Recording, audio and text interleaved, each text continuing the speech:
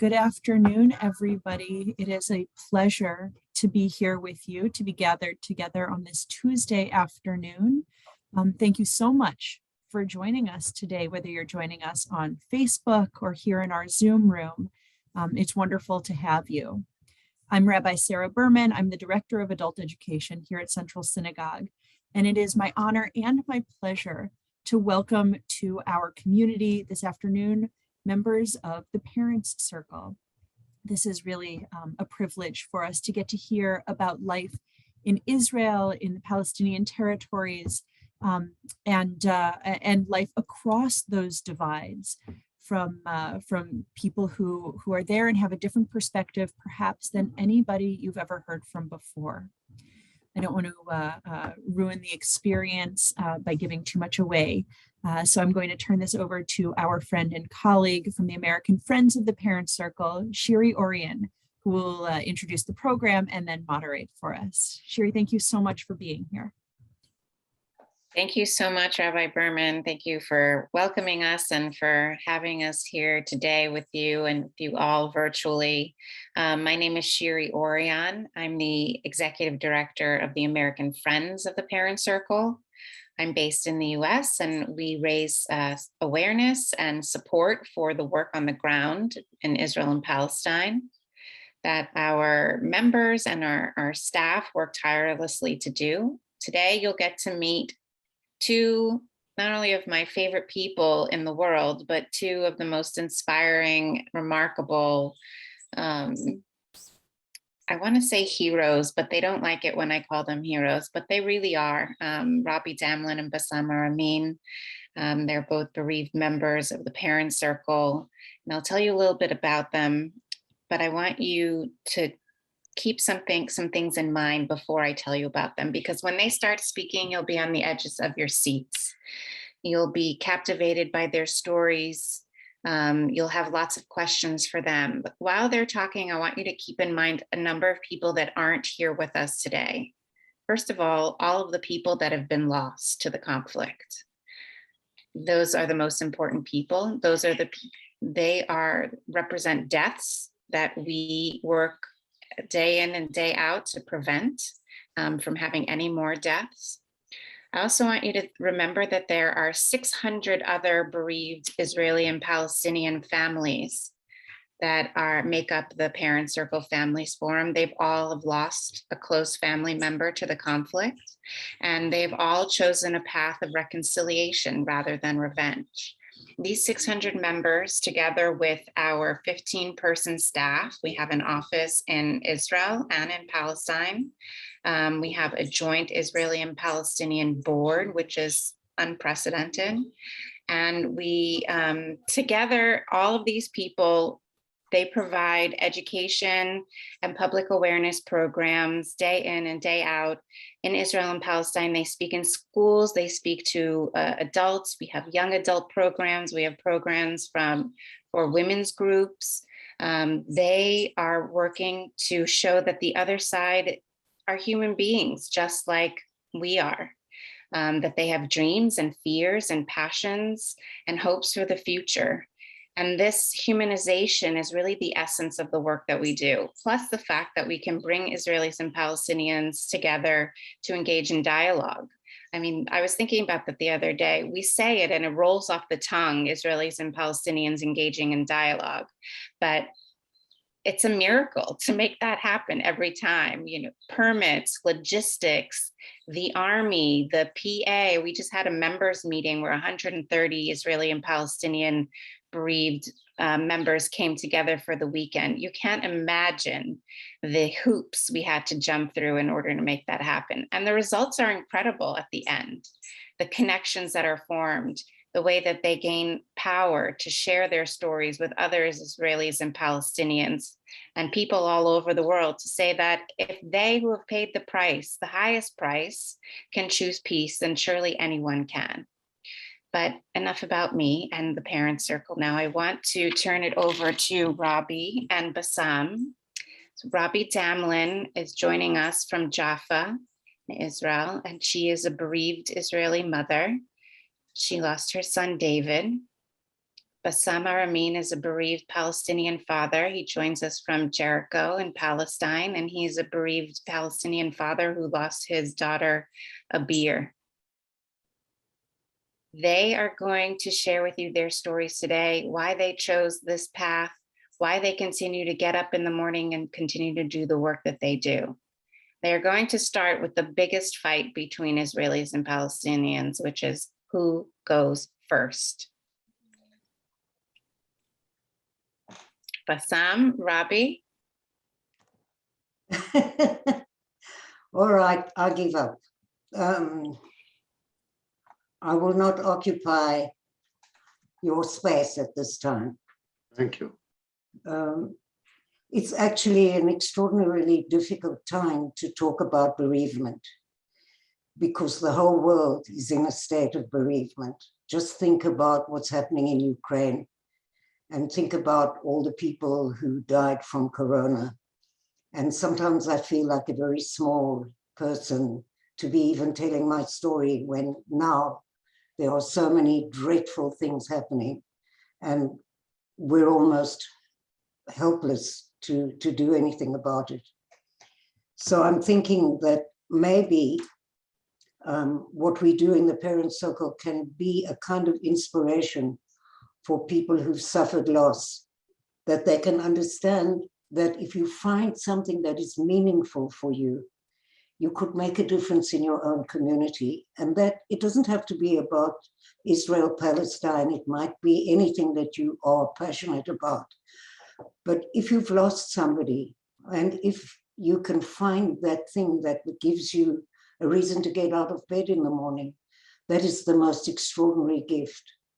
And I have this gift, which was given to me, and I'm so grateful that I can talk about my child all over the world, whereas there are people who died children who died in Gaza, but nobody knows their name, and who will remember them.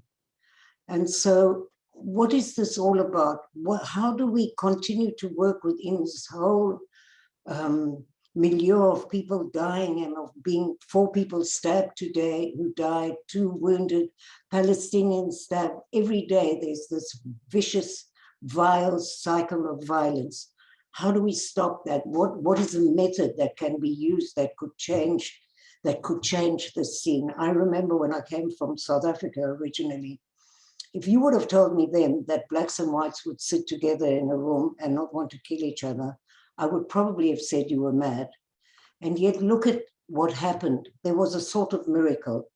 Shiri was speaking about miracles. There was a small miracle that happened at the Dead Sea with 130 families who came to meet within the most difficult of circumstances, within daily violence going on.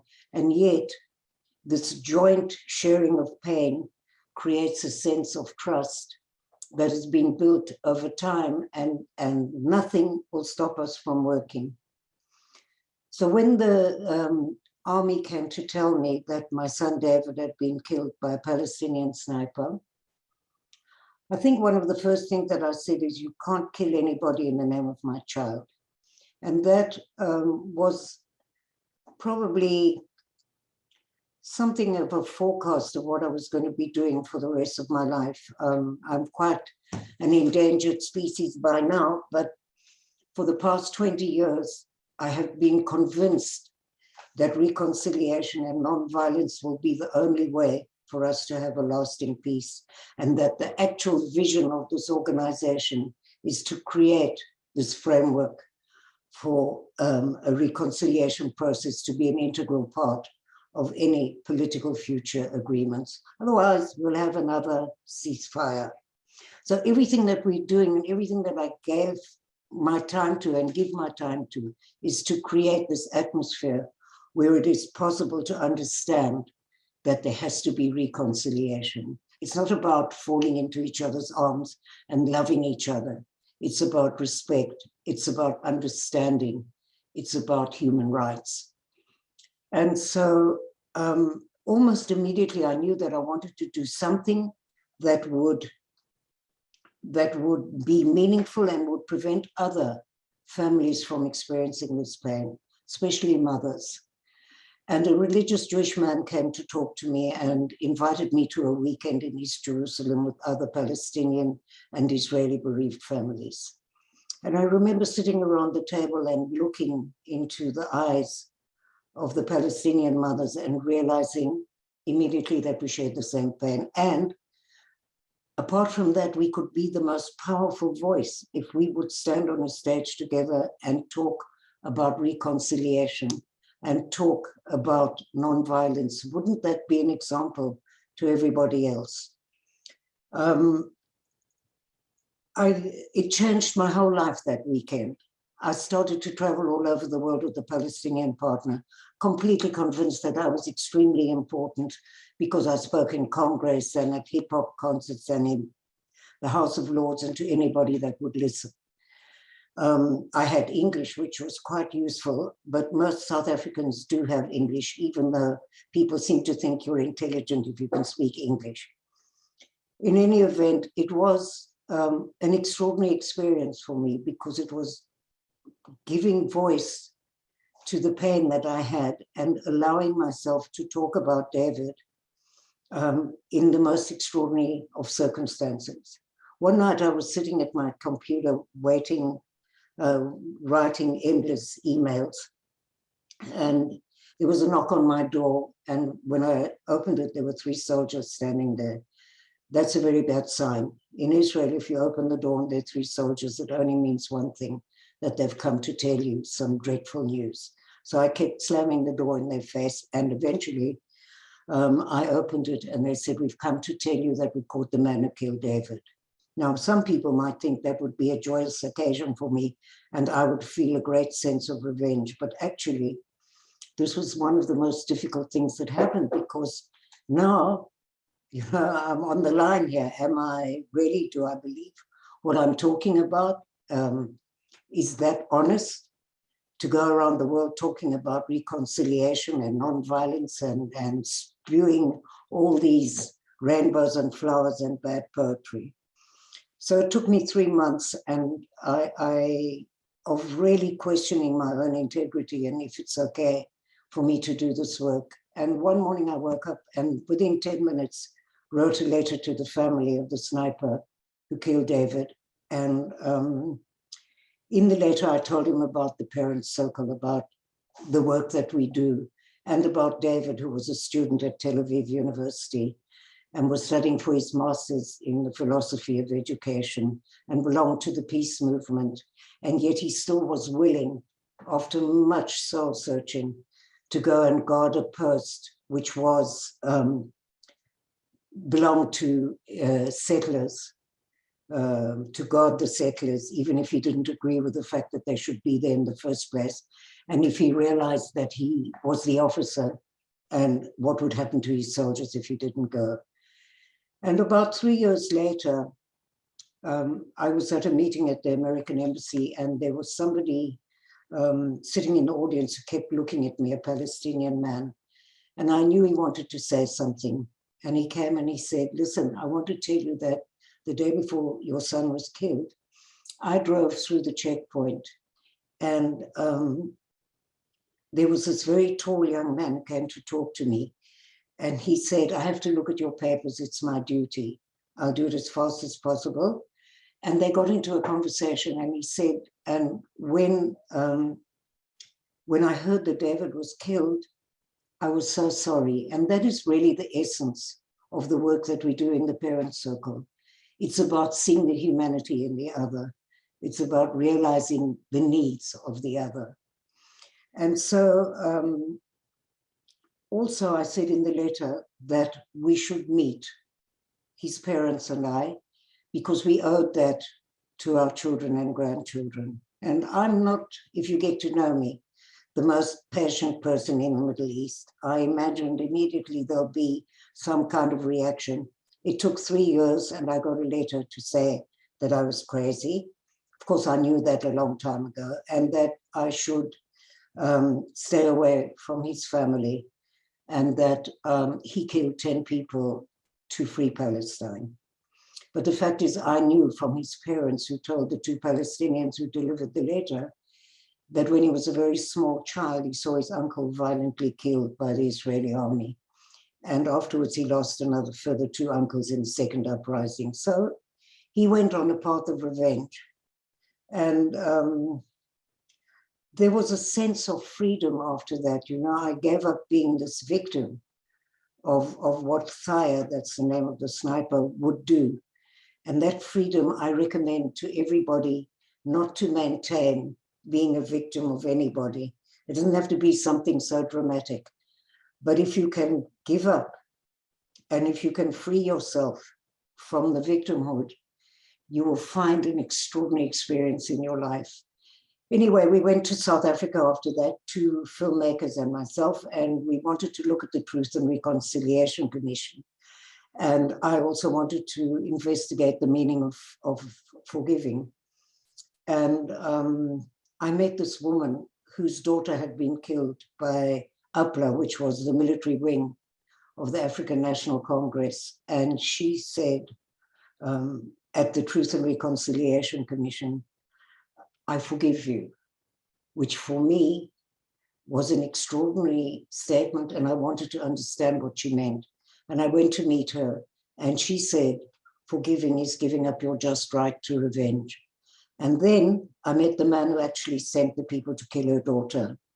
And he said, by her forgiving me, she released me from the prison of my inhumanity, which has been an amazing sentence which I carry with me everywhere and always mention. I came back to Israel and decided I wanted to meet with Thaya, and went to Tzipi Livni, who was then the Minister of Justice, and we got permission, and you will listen to Bassam eventually. And I asked for Bassam to be the go-between, because actually, for me, Bassam is family. This is above the conflict now. And he taught me something very, very deep, and that is that one Palestinian killed my son, not the whole Palestinian nation. And in any event, as you well know, we had another election and then another election, and each time we got a Minister of Justice worse than the one before. And now we have a new government, something like Alice in Wonderland. And the Minister of Police fobbed me off onto the police department, who then said that Thaya has to actually apply to see me. And so I'm working on that with his lawyer. So that's my story. But what Shiri said about the 600 families that are not us, you could sit here for 3 years and listen to stories that would blow you away. And the understanding that it's possible to have transformation is an incredible part of my life now. And the understanding that I can be a part of transformation of others, I'm so grateful for that. Thank you. Bassam, it's your turn.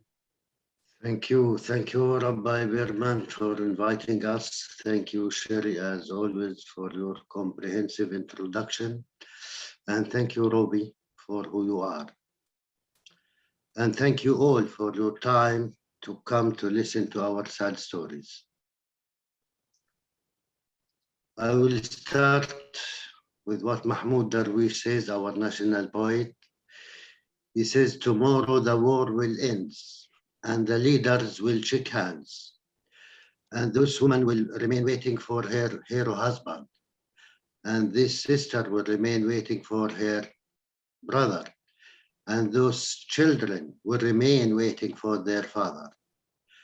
I don't know who sell our or their homeland, but I saw who paid the price. So my name is Bassam. I'm a Palestinian. And according to Menachem Begin, he said jail is a flower and every Palestinian must smell it. So I smelled this flower for 7 years. I spent 7 years in the Israeli jails. When I was 17 years old, for joining a group of young kids at the age of 13. We start by raising the Palestinian flag because we noticed that the Israelis or those new soldiers, trained soldiers, they get crazy and nervous when they see this flag. So we use it as a tool of struggle against them, and we don't know why. And at the age of 16, we find some old weapons in a cave. We find two old grenades and other military materials that we don't know how to use it. But two of my friends threw the two grenades on the Israeli soldiers in our village near Hebron. And at that time, of course, no one killed, no one injured, because they don't know how to use it in a professional way. And 1 year later, we have been arrested. So I spent 7 years. I learned in jail, if you know your enemy, you can defeat him or you can kill him. If you only hate him, you will kill yourself. So I started, in fact, to study Hebrew, to know how to kill Robbie in that time. And a few months later, I watched a movie about the Holocaust by chance. And in fact, I want to enjoy seeing this movie as kind of revenge, to see someone torture those Jewish, kill them, arrest them. I know that someone called Hitler killed 6 million Jews, but it's a big lie. So in spite, I know it's a big lie, I want to enjoy this movie. But what happened after a few minutes, suddenly I found myself crying, get sympathy with those innocent people.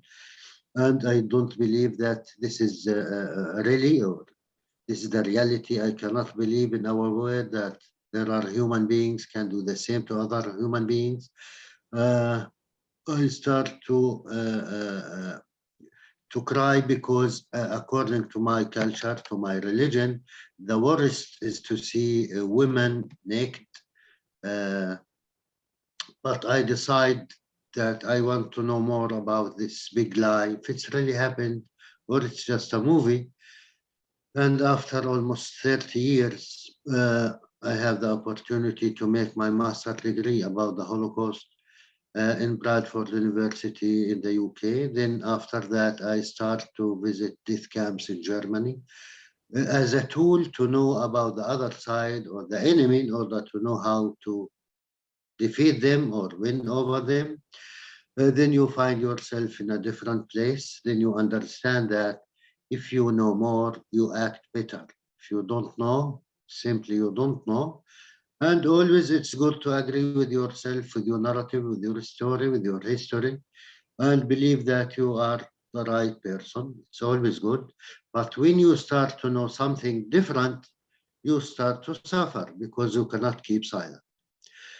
I go back to jail. It's a long 7 years. It's very difficult to act as a normal human being. It's very difficult to protect your humanity. They need us only to think about revenge, so we'll be like animals. And we learn that to fight the other side or the enemy without any goal, you are a terrorist. This is what we teach each other. Their goal is to kill our humanity because we are the bad guys. Our goal is to survive because they are the bad guys. And we need to continue our struggle to free our land and to free our people. This is how we, see each other. So I get released in 1992 after 7 years, and I still believe in armed struggle as the only way to talk to those people. You never broke, you just became more determined to continue your way.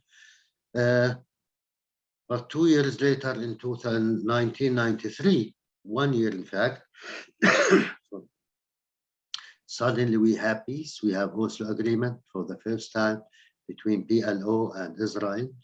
And suddenly we start to see the same terrorist, killer with the blood on his hands, dangerous, the Palestinian terrorist in the Israeli jails. He become a general or captain in the Palestinian security forces, and he started to negotiate and coordinate with his Israeli general or jailer who arrested him a few years ago.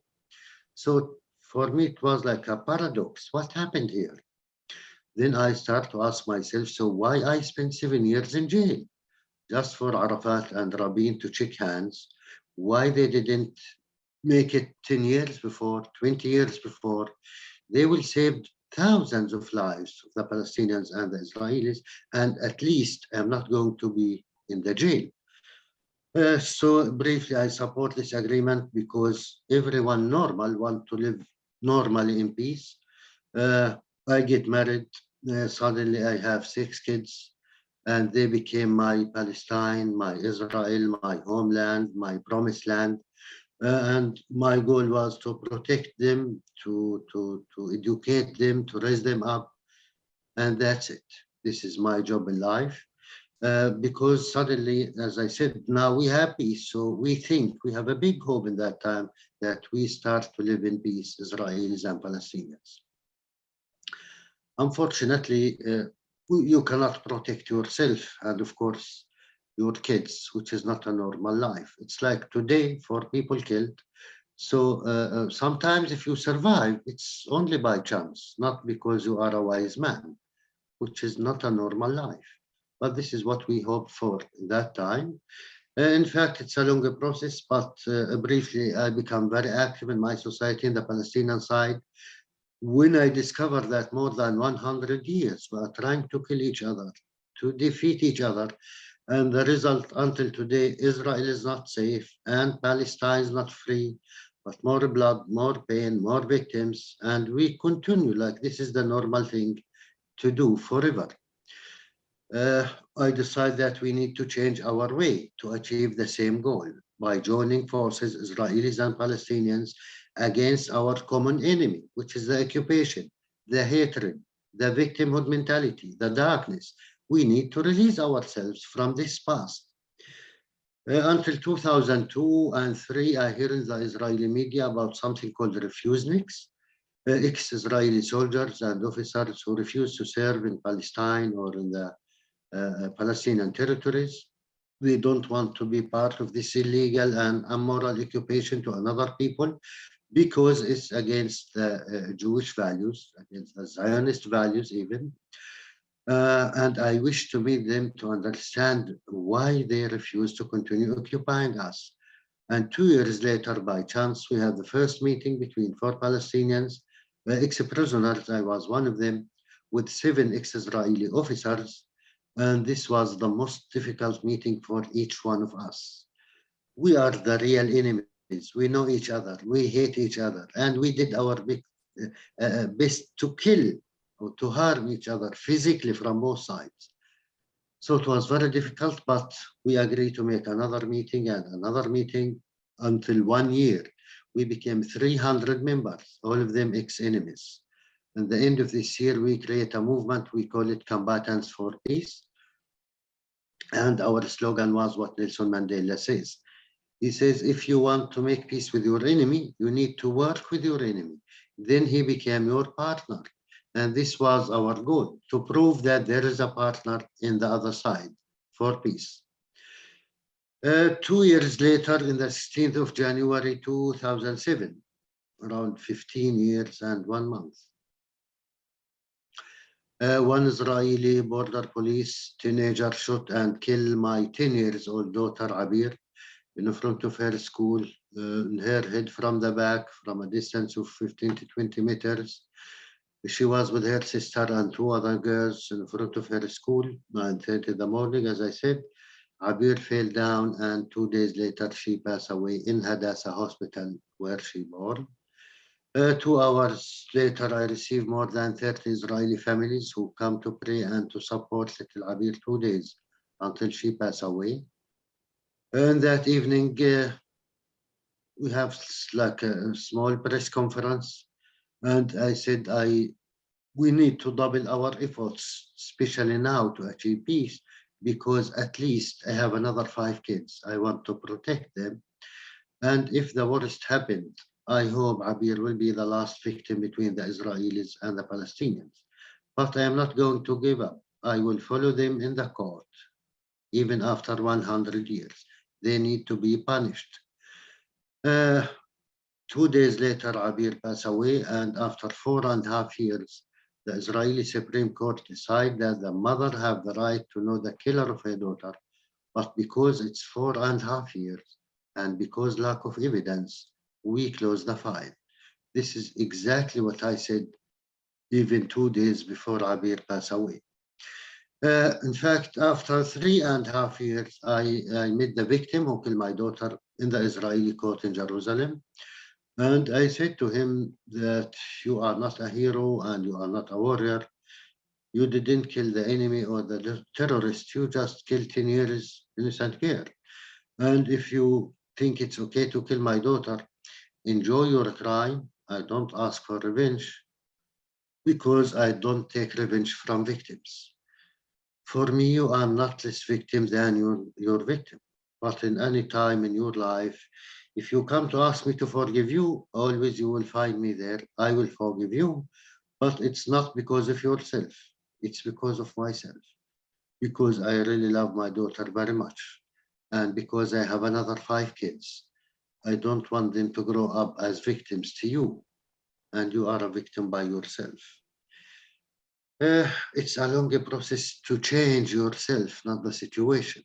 When you change the situation, yourself, I mean, you can see the situation in a different point of view.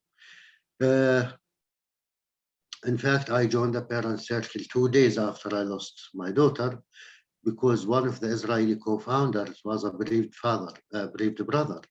He lost his sister, Smadar al-Hanan, to a Palestinian suicide bomber in the 4th of September 1997. And she was only 14 years old. Between Abir and Smadar, it's 10 years, but we became a very close family. I know my beloved Robi from the Palestinian media, at least. So I'm familiar a little bit with the parent circle, but in my worst dream, I don't want to join this amazing group. So in the parent circle, as Robi says, we are more than 620 families. And in spite, we have all the right to hate each other and even to try to kill each other. Especially, we come together because we have the moral authority to raise up our voice and to say we don't want to be enemies. We don't want to see more blood. Enough is enough and nothing worth the lives and the blood of our kids. We want to prove that we can be partners only, as Robbie said. We don't need to fall in love with each other. In spite, I love her, but we need to respect each other. Respect me, my human rights, my right to exist, to live in peace. I will respect yours, and you can enjoy, even hate me. But we are human beings. So we prove that we can be partners and friends and brothers. And in our case, we can be family. Thank you very much for listening. Thank you, Bassam. Thank you, Robbie. I've heard these stories hundreds of times, and each time I learn something new and I feel something new. Sadly, Abir was not the last child lost to the conflict. In fact, just in this most recent cycle of violence between Gaza and Israel, there were 68 children who were killed. The parent circle worked together with a number of artists who created an exhibit of illustrations in honor and memory of these children. And as Robbie shared, and we saw in the news today, more and more lives are being taken, but we must continue. Some of you might be wondering, well, if the cycle of violence continues, then, are we making an impact? Then why are we doing this? And I have to always remind myself, imagine what would happen if we weren't doing this work. Rami al-Hanan, who Bassam mentioned, who is a bereaved Israeli father who lost his daughter, Smadar, he always says, if I can go to a classroom and share my story and see even one young person nodding their head, and I've only changed one person's mind, that is the whole world to him. That is everything. And so I hope today that by hearing Bassam and Robbie, some of you have had your minds changed or your hearts moved. And this is really the essence of the work that we do, these transformations. And what you heard Robbie and Bassam do right now is what we do in Israeli classrooms and Palestinian communities, with women's groups all over the world. I'd love to give you a chance to ask them some questions. Don't be shy. Bassam and Robbie are not shy. They've they've heard it all, and if they haven't, they're open to new questions. We're a pretty small group, an intimate group, so we have the privilege of just, there's a little emoticon, yes, emoji on the reactions bottom, on the bottom. You can click on it and then it says raise hands. And if you can't figure that out, just do it the good old fashioned way by raising your hands, and I will try to see you. And if I don't see you, then my friends from Central Synagogue will help me see you. Just remember the difficult questions for Oh, Robbie. no. Yes, this is the second biggest fight between Israelis and Palestinians. Who gets the difficult questions?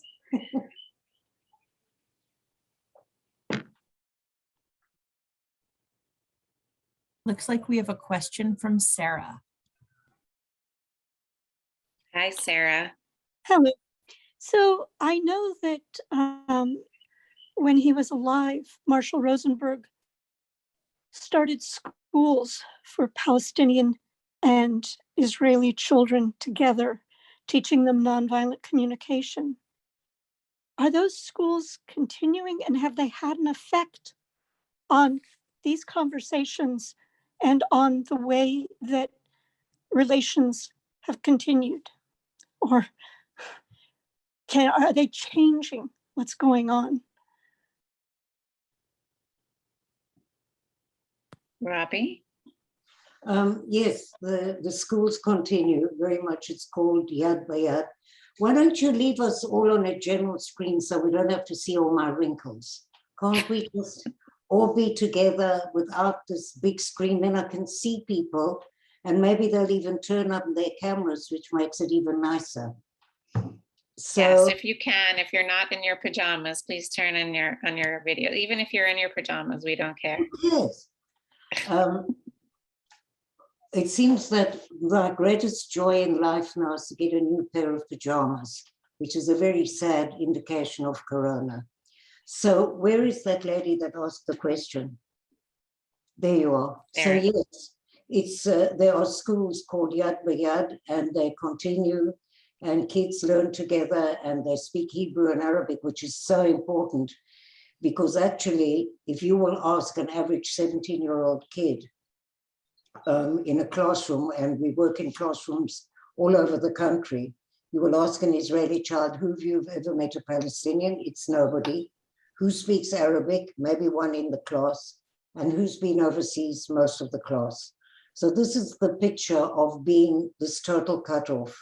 And so, yes, of course, these schools are effective. But it's what Sherry said. The situation is very grim, but we cannot give up this work. It is so important, even if you change one heart. And I think we change a lot more hearts than one. And if we're talking about impact, I want to add that our dialogue meeting program, which also works in schools, which is what you saw today, Bassam and Robbie or other members going to schools to talk to mostly Israeli students, and it's often the first time that they'll meet a Palestinian who's just a regular Palestinian, not someone who's portrayed as a terrorist on TV, not someone who's a construction worker. Our programs are extremely effective. They show that more than 90% have an increase in understanding of the other side, an increase of empathy for the other side, and most importantly, an increase in a willingness to work for peace, because often apathy is our greatest enemy on the Israeli side. Any more questions? Yes, Karen. What hope is there to penetrate the settlements or those areas where perhaps hate or hostility comes from, the deepest? Or being able to converse with the army, the IDF, for example? Is there a way for combatants for peace? Have you had dialogue with actually, young soldiers or these kids who are about to enlist? In fact, we have a lot of conversation when we talk about the schools. We go also to cadets. It means young people before they join the army, and combatants, for half of combatants for peace, they are ex-Israeli soldiers and officers. But to talk to the Israeli soldiers, like the Israeli army, only by smelling the tear gas or the physical clashes, even with the Israelis. No, it's very difficult. It's very complicated issues to talk to the soldiers themselves or the officers. And it's very complicated because, you know, they are in action. If you are a soldier, you don't belong to the right or to the left, good house, bad house. You are in a mission and you are very scared. So it's very complicated, Israeli soldiers. But we talk a lot to young people before they join the army. And our goal is to see that in the other side, they are just human beings, civilians, kids, women, normal people. So it make a little bit change, but it's not going to end the conflict. But at least this young man, when he go to join the army, when he enter to any Palestinian house as 4 p.m. or 2 a.m., to behave as a human being, he don't need to destroy all the house and to add, to contribute from his own ability to make the situation even more worse. Because like those behaviors, they create the fighters or the terrorists or the whatever you call them in the other side. It's a little bit change. It's not enough, but at least there is a little bit change, yes. Wonderful. Thank you. Rami always said, no one can listen to us and remain the same. And he's right, especially those kids in Palestine and Israel. When they discover that there is another Israelis, not all of them are soldiers in the checkpoints, and the Israelis to see a normal Palestinians, let me say. Like, for instance, I'm going to a school tomorrow morning called Tel Mayelin, where David studied, and there are 80 kids, and I will be with a Palestinian partner. And this is an opportunity to talk to 80 kids who've probably never met a Palestinian in their lives.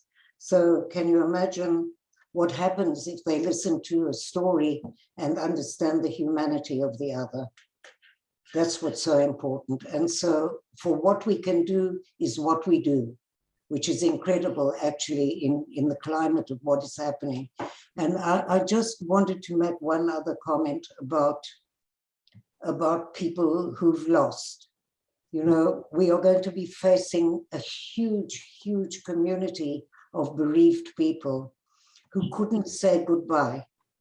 That's the most terrible thing, who couldn't sit Shiva, who couldn't go to a church or a ceremony. So maybe in a way, those are the people that one can support, and maybe even suggest that they write a letter to the person they couldn't say goodbye to. It's so important that so many people will be needing this support, and I think it's our duty.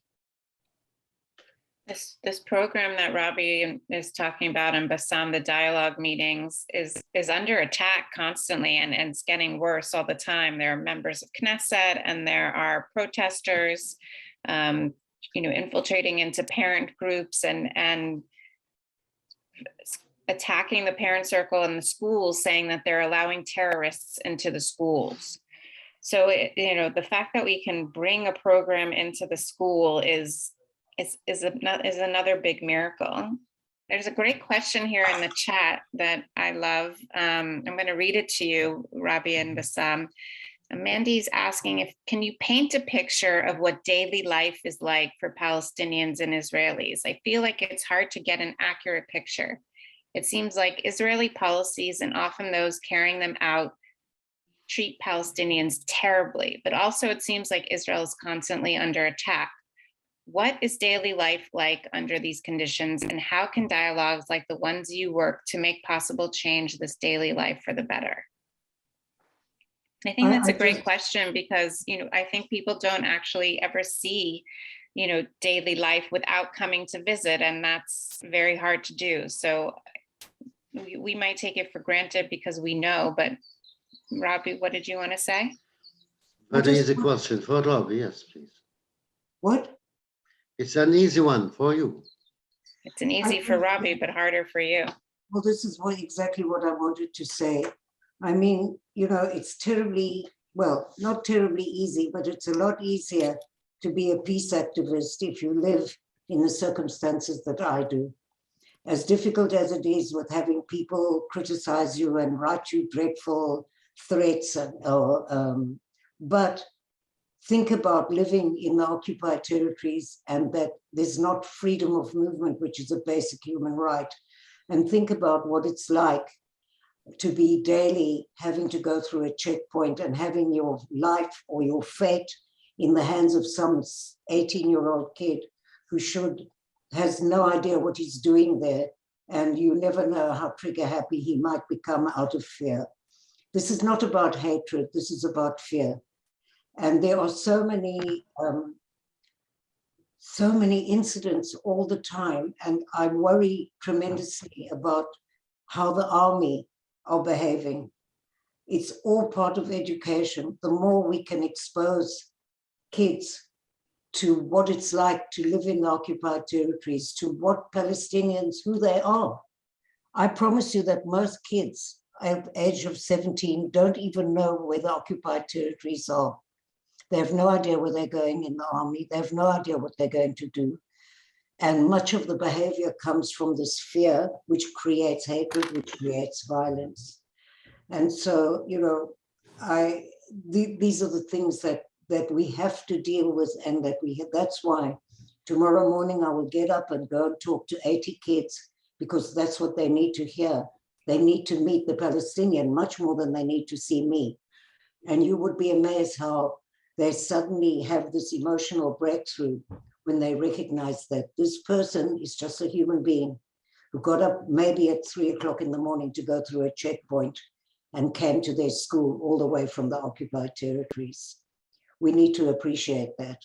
You can't take that for granted. Bassam, do you want to add? Of course, I agree with Robbie, and I want to say something very difficult, but this is what I feel. Unfortunately, we are the Jews of the Middle East. Think of yourself, how you was lived, your history, wanted, scared, very difficult to be a Jew. It's very difficult to be a Palestinian. Very difficult in all life, in all our details. And especially when we go to our brothers and sisters, 20 Arab states, no one wants us. So we will remain here, we will be here, we forget to die, but we want only to exist. We don't need to create another catastrophe or another Nakba to another people. We just want to survive and to live in dignity and equality. I said that the Israelis find their own Jews, unfortunately, and I pray that the Palestinians will never find their own Palestinians. We need to break this circle of victim and victimhood and victimize other whatever. So if I can paint a picture to the situation in the Palestinian territories, I think I will solve the problem. It's very difficult, very complicated. Even in this darkness, there are like life. There are some life and some light point in this between two peoples. We have a question coming in from our Facebook community. Jake, will you share that with us? Yes. I think y'all addressed this a little bit, but coming in from Facebook, we have, what does the Israeli government think of your presentations in the schools, and why might they react that way?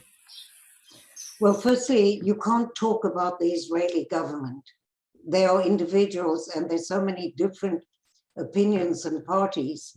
And one of the most radical right-wing ugly man is Itamar Ben-Gvir, who is well known for his dramatic actions in Sheikh Jarrah, opening his office there. And he is behind a lot of the demonstrations, together with another charming gentleman called Ran Buzaglo, where they incite kids to come and join them in a demonstration. So I've been in some of these demonstrations, and the best thing that you can do is to take some of the kids who are the main ones against it into a classroom and introduce them to the work of the parent circle and who we are. And you'd be amazed. One of the girls, I remember I was at a school where there was a huge demonstration outside, and these two girls were standing there, and they were becoming like the center of attraction in this whole demonstration. So I invited them to come and talk to me in a classroom, and I took them. And afterwards, when they suddenly realized who we are, one of these girls sent a WhatsApp to her whole class to say, I'm sorry, I was wrong. So these are small, grateful things that happen. And there, on the other hand, we have members of parliament who are much more liberal, who support the work that we do, who help us get permits. So you can't just put it all into one basket. There are different people, and some are pretty scary, I must say. It's important to add, though, that in order to go into the schools, we require the permission of the Ministry of Education. And we are one of the few, if not only, organizations that is allowed to bring Palestinians into Israeli schools. And if you want to learn more about our programs, we're going to put some links in the chat right now. That is a link to our website, and also a link to how to support these programs. So Jake, when you have a second, if you could do that. Here's a question coming in on the chat, although if there's someone else that wants this, this person already asked a question. So if there's anyone else that didn't get a chance to, we'll take them from you. If not, I'll ask. Oh, this is coming from someone else, actually. Does the parent circle have any relationship with Neve Shalom Waqt Salam? The answer is yes. We work with them. We hold activities at Neve Shalom. We partner with people who are active in their organization, and we partner with a lot of organizations. For example, the Memorial Day ceremony is coming up soon, May 3rd. You are all invited to attend. The ceremony has been virtual for the past 2 years. There's information about it also on our website. Thanks, Jake, for putting the link in the site, in the chat. We work with Combatants for Peace. We work with, I think last year we had almost 100 American organizations co-sponsoring the ceremony. So that's another example of work that we do. And we work with other organizations on protests and demonstrations. There is strength in numbers, obviously. But also we have 2 members of the parent circle from Neve Shalom, Boaz and Daniela Kitain, who lost their son.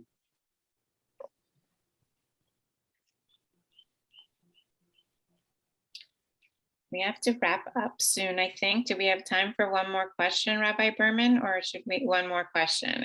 Yeah, one more for sure. It's a loaded question, but I know that Rabbi and Bassam have good answers.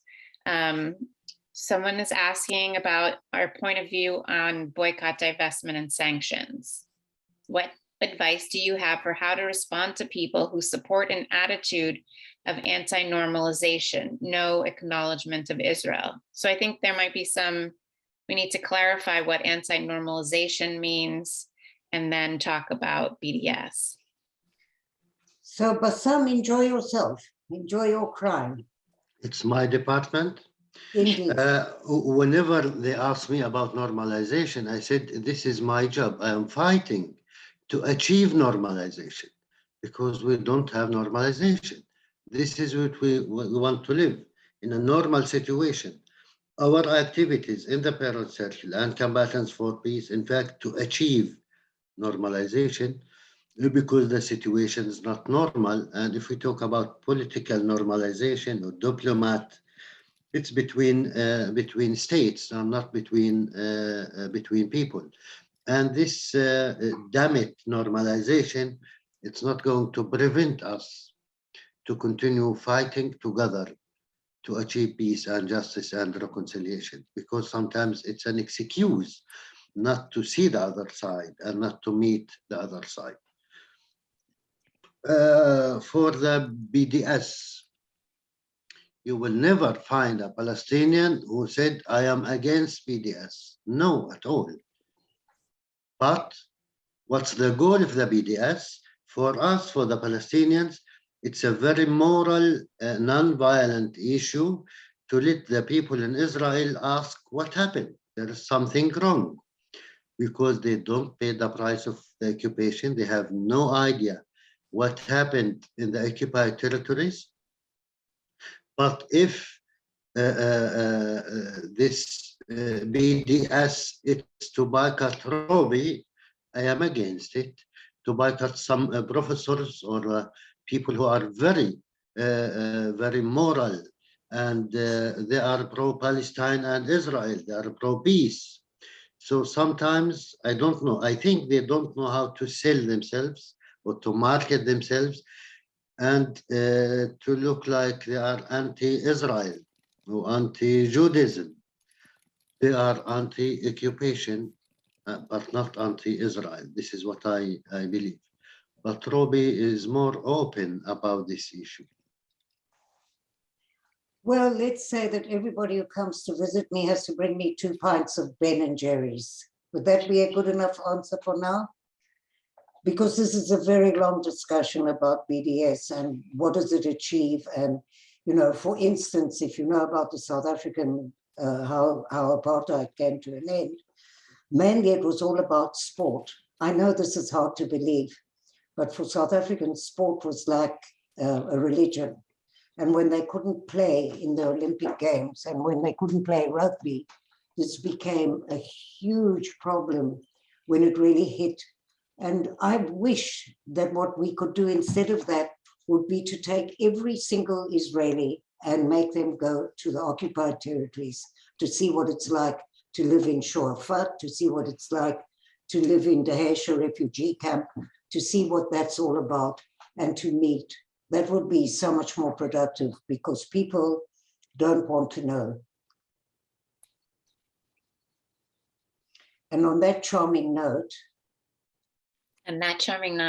we must first say thank you to our hosts today, to Rabbi Berman, to Central Synagogue, to Jake for helping us out today, to Rabbi Buchdahl, who we've met several times and has had the nobility of recognizing the beauty and the strength of the parent circle right away. And to all of you, we say thank you for being here today. Jake, if you wouldn't mind putting the link to our website in the chat again, please sign up for our newsletter. Please if you feel moved, please support our work. What can I say? I hope we can see you in person sometime. Robbie and I will actually be in New York in 2 weeks. Is it 2 weeks or even less? No, it's less. And this is our first trip since Corona, so we are very excited. If we had time, Take care I of would it. tell you all about what we're going to do, but we haven't got time.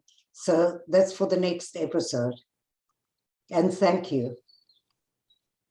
Thank you. Thank you. Thank you, Bassam. Thank you, Robbie. Thank you. Thank you. Teo Brahim. כן, ממש. תהיו בריאים, תודה רבה. Thank you, everybody, for being here. Wishing you a wonderful sunny afternoon or evening, wherever you are. Inshallah.